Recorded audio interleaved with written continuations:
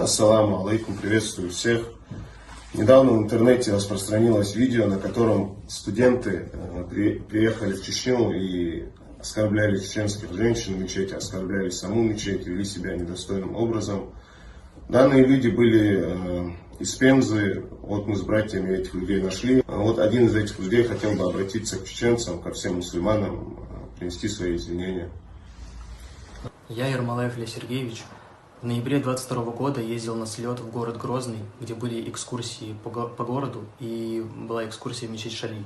Там я вел себя непристойно и оскорбил девушек-мусульманок, за что хочу принести свои глубочайшие извинения перед всем чеченским народом и перед всеми мусульманами.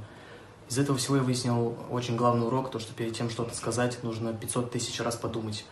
И еще раз хочу простить меня за все сказанные слова и поведение мое в данном городе. Войновчи вежиш, цахама алурсум, хама информация, хай начинаха, адрес начинаха, номер начинаха, диалес, хай хама, имуду хам дутти шордах, имуду хама, гамда аль харишит бедежли, ред залял бхитм, саришит бервах, ясаг, халя цруах, он дидежду хам, халя диам, Allah ресул шамсан.